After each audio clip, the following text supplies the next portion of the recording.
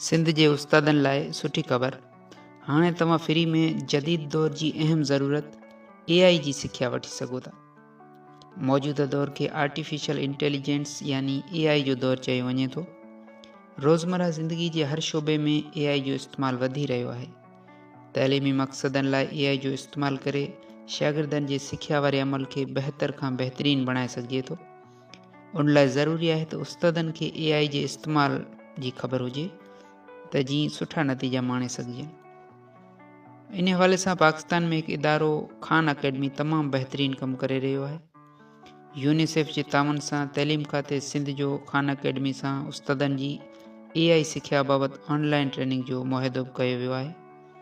Training में उस्तादनि खे जदीद तर्ज़ ते लेसन प्लानिंग समेत 25 खां वधीक AI बेस्ड साइट्स ऐं एप्स जे इस्तेमालु बाबति ट्रेनिंग ॾिनी पई वञे। फेज़ वाइज़ ट्रेनिंग में पहिरीं ऐं ॿिए फेज़ में हज़ारे उस्तादनि ऑनलाइन ट्रेनिंग कई ऐं 3 फेज़ लाइ नॉमिनेशन लिस्टूं बि जारी थी चुकियूं आहिनि।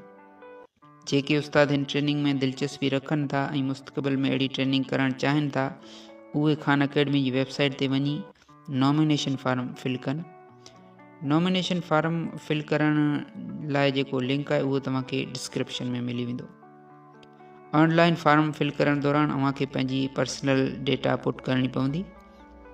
सभ खां पहिरीं पंहिंजी जीमेल लिखो, उनखां पोइ पंहिंजो पूरो नालो, व्हाट्सएप नंबर, पर्सनल नंबर ऐं CNIC नंबर लिखो।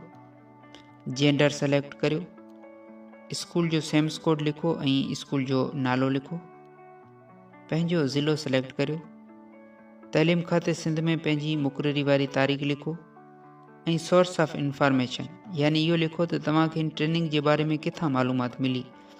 हिते तव्हां I for education social media network पर लिखी सघो था ऐं इंटरेस्टेड में येस ते क्लिक करे सबमिट करियो। जल्द तव्हां सां जीमेल या व्हाट्सएप ज़रिए राब्तो कयो वेंदो। हीउ ट्रेनिंग प्रोजेक्ट फ़िलहाल उमरकोट, थरपारकर, दादू ऐं टंडो अलाहियार ज़िलनि में हली रहियो आहे, पर मुस्तक़बिल में इन जो दाइरो वधायो वेंदो। हिन बहितरीन मौक़े मां फ़ाइदो हासिल करियो ऐं AI बेस्ड ट्रेनिंग वठी इहा मेथड पंहिंजे स्कूल में अप्लाई करियो ऐं सिंध जे तइलीमी निज़ाम में, सिंध जे तइलीमी प्रोग्रेस में पंहिंजो मुस्बत किरदारु अदा करियो।